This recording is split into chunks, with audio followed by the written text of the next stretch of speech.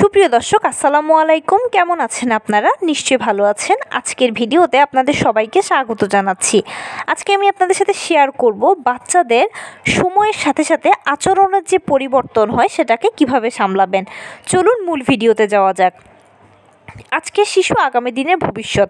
আজকে যে শিশু কালকে সে কিশোর, তারপর থেকে তার সময়ের বা জীবনের পরিবর্তন হয়, বয়সের পরিবর্তন হয়, আর সব কিছুর সাথে তাল মিলিয়ে দেখা যায় যে তাদের আচরণের পরিবর্তন হতে থাকে।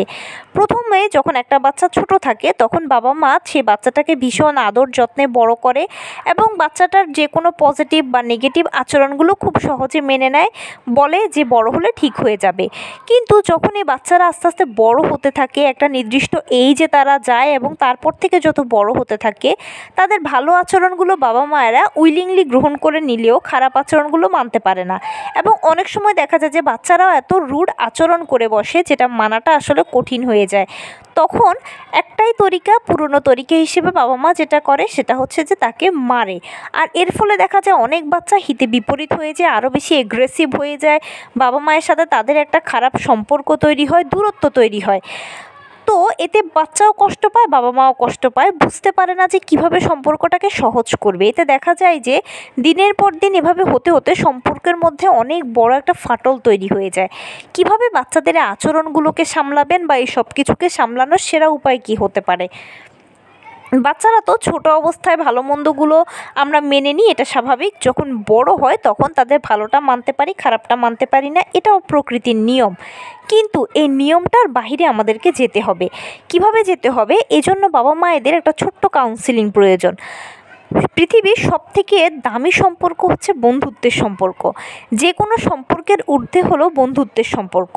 বাচ্চাকে আপনি ছোট বয়সে আদর যত্ন ভালোবাসা যতই দিন না কেন, বাচ্চা কিন্তু সেটা সেভাবে বুঝবে না যেটা সে বড় হলে বুঝে বা চায়। তাই বাচ্চাকে সবসময় আদর যত্ন ভালোবাসা দিতে হবে।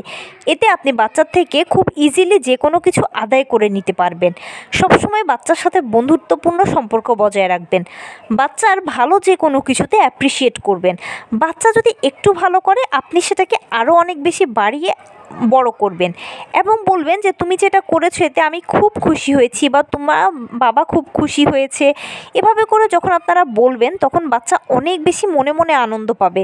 অনেকে প্রকাশ করে, আবার অনেক বাচ্চা প্রকাশ করে না বিষয়টাকে, কিন্তু বাবা মা খুশি হলে বাচ্চারা অনেক আনন্দ পায় এবং পরবর্তীতে চেষ্টা করে যে যে কোনো কাজ করলে যেন বাবা মা খুশি হয় সেটা করতে।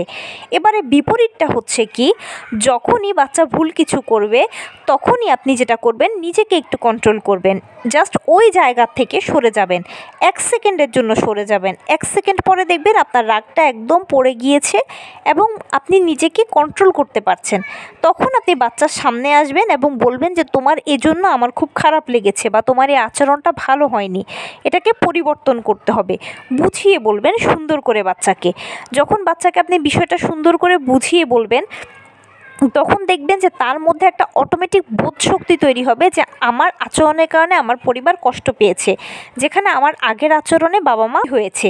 এভাবে করে আপনি যখন বাচ্চাকে বুঝিয়ে বলবেন তখন দেখবেন যে বাচ্চা ইজিলি জিনিসটা বুঝে নিচ্ছে এবং তার সাথে আপনার বন্ডিংটা খুব ভালো হচ্ছে। যত বড় হয় ততই বাচ্চাদের একটা নিজস্ব জগৎ তৈরি হয়। তো আপনি যখন তার বন্ধু হয়ে যাবেন তখন সেই জগতে সে আপনাকেও নিয়ে নেবে এবং ভালো মন্দগুলো শেয়ার করবে এবং আপনিও easily good touch bad touch তাকে ভালোভাবে শেখাতে পারবেন। এবারে বাচ্চাদের অনেক সময় অনেক আচরণ হয় কি যে একেবারে অসহ্য হয়ে যায়। ঠিক ওই সময়টাতে বাচ্চাকে আপনি হয়তো শাস্তি দেওয়ার প্রয়োজন হচ্ছে। সব সময় যে আমরা আদর দেব সেটা নয়, মাঝে মাঝে বাচ্চাকে শাস্তিও দিতে হবে। তবে সেই শাস্তিটা যেন কখনোই বাচ্চার উপরে ক্ষতিকর প্রভাব না ফেলে সেটা একটু দেখবেন। শাস্তিটা গঠনমূলক দেওয়ার চেষ্টা করবেন। বিষয়টা হবে কীরকম? ধরুন আপনি বাচ্চাকে পড়াচ্ছেন, সে পড়তে চাইছে না বা সে এই বিষয়ে আপনার সাথে খুব আর্গুমেন্ট করছে। তো আপনি এই পর্যায়ে কী করবেন? আপনি তাকে বসিয়ে রাখবেন যে তুমি যতক্ষণ পর্যন্ত না পড়াটা শেষ করবে বা পড়াটা আমাকে না দেবে ততক্ষণ পর্যন্ত তুমি এখানে বসে থাকবে, আমিও বসে থাকবো, তুমিও বসে থাকবে। এভাবে গঠনমূলক শাস্তি দেবেন বাচ্চাদেরকে। এতে দেখবেন যে সে শিখবে, বুঝবে, জানবে এবং কখনোই আপনার সাথে তার বন্ডিংটা খারাপ হবে না, সবসময় ভালো হবে। সবসময় আপনি তার বন্ধু থাকতে পারবেন এবং সে যতই বড় হোক না কেন কখনো আপনার হাত ছেড়ে দেবে না। তো এই ছিল আজকের ভিডিও। কেমন লাগলো বলুন? যদি ভালো লেগে থাকে ও হেল্পফুল হয়ে থাকে তাহলে প্লিজ লাইক, কমেন্ট, শেয়ার করতে একদম ভুলবেন না। আর সেই সাথে আমার চ্যানেলটিকে সাবস্ক্রাইব করার বিনীত অনুরোধ রইল। পাশে থাকা বেল আইকনটি ক্লিক করে দেবেন যেন আমি ভিডিও আপলোড করার সাথে সাথে আপনারা নোটিফিকেশান পেয়ে যান। যদি কোনো প্রশ্ন থাকে কমেন্টসে জানাবেন, আমি রিপ্লাই দেব।